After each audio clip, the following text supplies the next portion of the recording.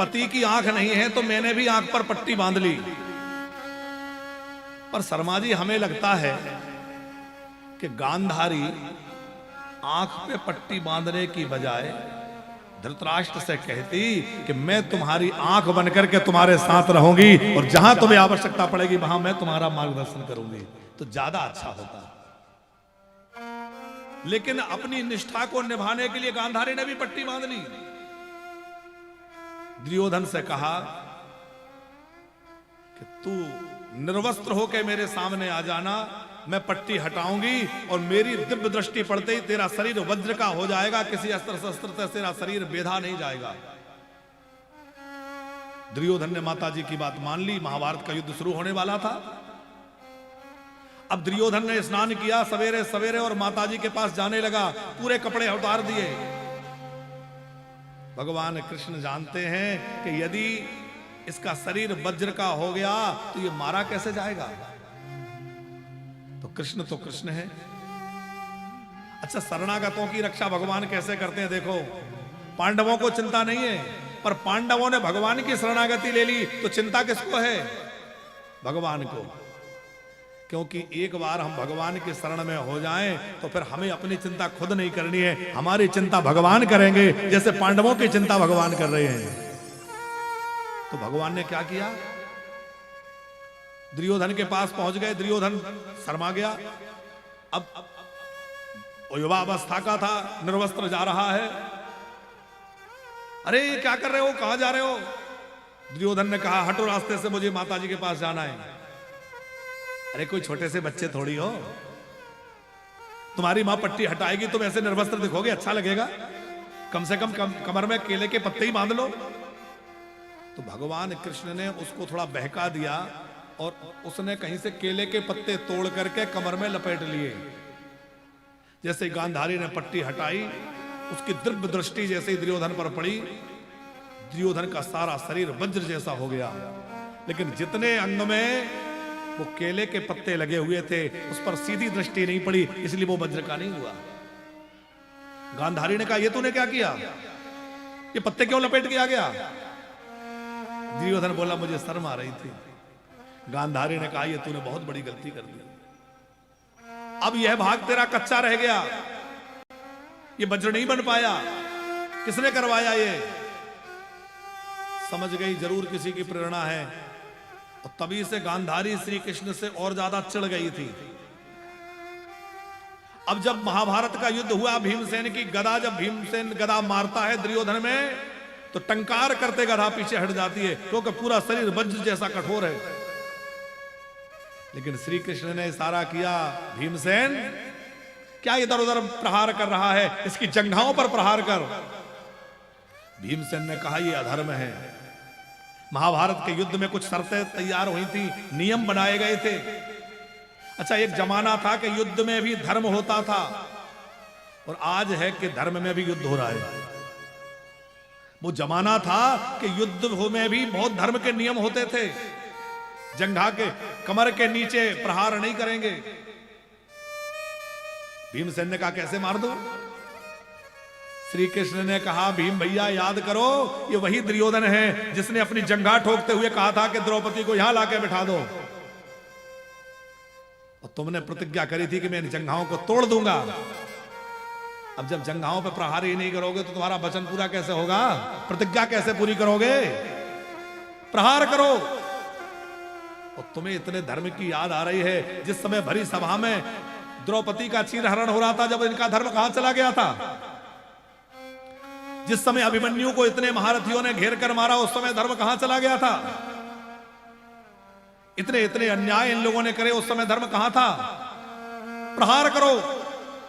उस समय भीमसेन ने अपना विशाल गदा उठाया और भीमसेन ने दुर्योधन के उरुदंड खंडित कर दिए, जंघाओं को तोड़ दिया। कि यदा मृदे कौरव संजयानाम वीरस्वतो वीरगतिं गतेषु ब्रकोदरा विद्धगदाप्यमरसं भगनोरुदण्डे धृतराष्ट्रपुत्रे।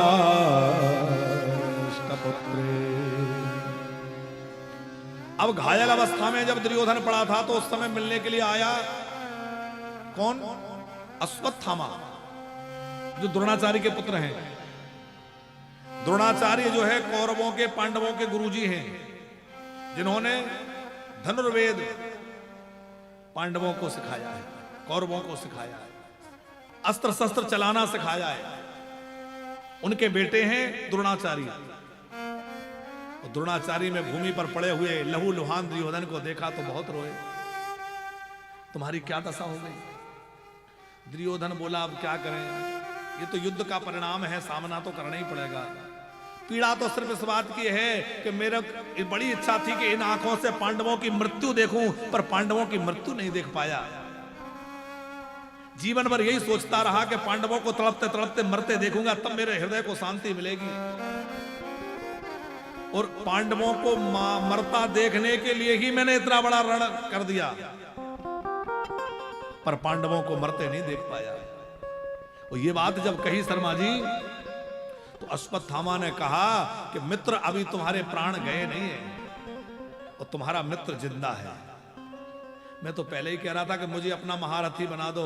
यदि मुझे अपना सेनापति बनाया होता, तो मेरे को सेनापति बनाया होता तो आज ये दिन नहीं देखना पड़ता।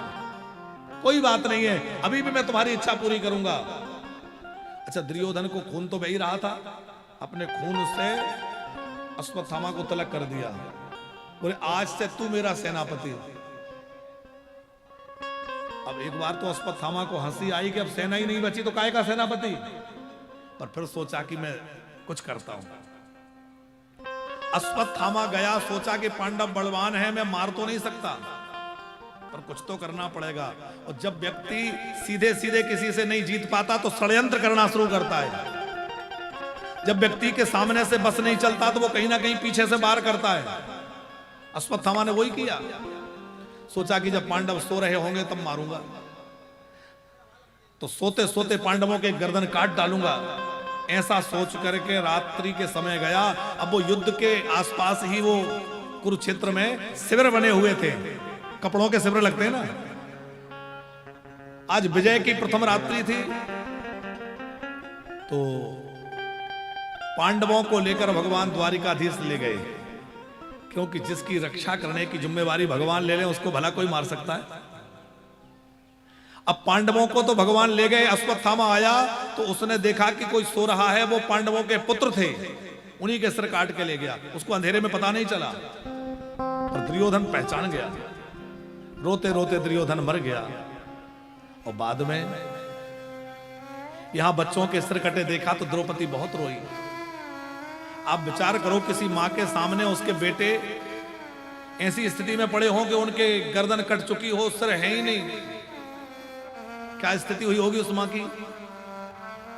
द्रौपदी चीत्कार करके रो उठी और कह रही है द्रौपदी कि मेरे पुत्र यदि युद्ध में लड़ते लड़ते वीरगति को चले जाते तो मुझे दुख नहीं होता। मैं छत्राणी हूं, युद्ध में पुत्र मारे जाते मुझे कोई गम नहीं था, लेकिन पीड़ा इस बात की है कि सोते सोते किसी ने इनको मार डाला। दुर्योधन को तो प्राणांत हो गया। अश्वत्थामा भाग गया। अर्जुन को पता लग गया। अर्जुन ने प्रण कर लिया कि मैं इस हत्यारे को निश्चित दंड दूंगा, और अश्वत्थामा का पीछा किया, बंदी बना लिया, ला के द्रौपदी के चरणों में डाल दिया। द्रौपदी ने मन में विचार किया कि एक बार देखूं तो सही वो कौन हत्यारा है जिसने मेरे बच्चों को सोते सोते मार डाला। और द्रौपदी ने जैसे ही सिर उठाया और जैसे ही देखा कौन है, जो कोप की मुद्रा थी वो विनय में बदल गई। कितनी ब्राह्मणों के प्रति निष्ठा होगी उस द्रौपदी की, जरा विचार करो कि उस अश्वत्थामा में हत्यारा नहीं देख रही वो कि ये हत्यारा है। क्या देख रही है? ये ब्राह्मण देवता है, ये हमारे गुरुजी के पुत्र हैं। तुम इनको इस तरह रस्सियों में बांध के ले आए? अरे तुम्हें संकोच नहीं हुआ? तुमने अपने गुरुजी को ऐसे बांध दिया?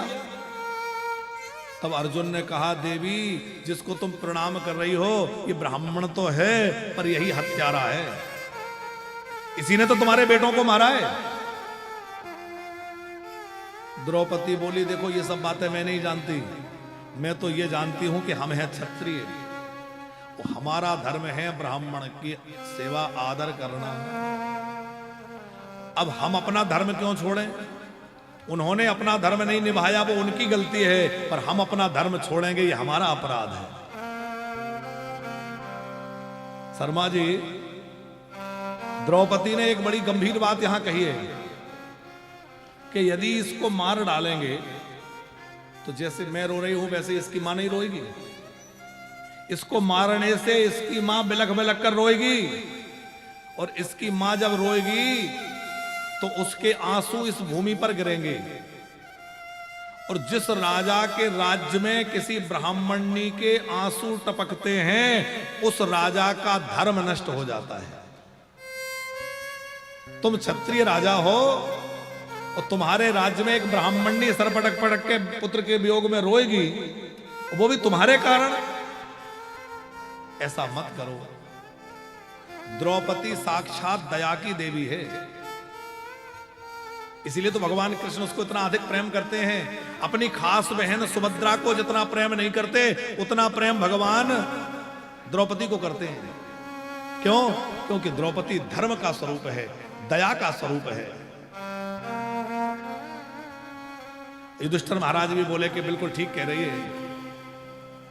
भीमसेन तो दांत मड़मड़ा रहे थे कि यदि अर्जुन ने छोड़ दिया तो मैं मार डालूंगा, ये पापी है। अर्जुन ने विवेक से काम लिया और भगवान की ओर देखा, श्री कृष्ण की ओर देखा, आप बताओ ना क्या करूं? तो श्री कृष्ण ने क्या समाधान दिया? देखो अर्जुन, ब्राह्मण से चाहे जितना बड़ा अपराध हो जाए, उसको मृत्यु दंड नहीं देना चाहिए, दैहिक दंड नहीं देना चाहिए। और आताताई व्यक्ति चाहे जो हो, उसकी जाति पाति नहीं देखना चाहिए। आतंकवादी की जाति नहीं होती। ब्रह्म बंधुर्न हंतव्यो आताताई वधारहणा ममई वो भय मामनातम परिपाह अनुशासनम। मैंने ही ये सब बातें शास्त्रों में कही हैं। अब अर्जुन के सामने और बड़ी दुविधा। एक तरफ कह रहे हैं कि ब्राह्मण को मारो मत, दूसरी तरफ कह रहे हैं आतंकी को छोड़ो मत। अब दो तरह की बात हो गई ना। पर अर्जुन समझ गए। देखो, महाभारत के युद्ध के पहले श्री कृष्ण ने अर्जुन को गीता का उपदेश दिया, और गुरु जब ज्ञान देता है तो समय आने पे उसकी परीक्षा भी लेता है। ये अर्जुन की परीक्षा हो रही है कि तूने गीता में क्या समझा। और अर्जुन ने सिद्ध कर दिया कि मैंने कितना ध्यान से सुना है। वो समझ गए कि सम्मानित व्यक्ति का अपमान ही उसकी मृत्यु है। अश्वत्थामा के मस्तक में एक मणि थी, वो निकाल ली, धक्के मारकर उसकी मुंडन करके और धक्के मार के निकाल दिया। अच्छा, मृत्यु दंड दे देते तो व्यक्ति एक बार मरता है। और कोई बहुत सम्मानित व्यक्ति हो आपके गांव में, खूब जिसका सम्मान हो, और किसी कारण उसको सब लोग अपमानित कर दें, कोई ऐसा काम बन जाए, तो बताओ, मरने में तो वो एक बार मरता, पर अपमान हो गया तो जीवन भर घुट घुट के मरेगा कि नहीं? जब जब वो अपमान याद आएगा, भरी सभा में मेरे साथ ऐसा हुआ था, इतने लोगों के बीच में मेरे साथ ऐसा हुआ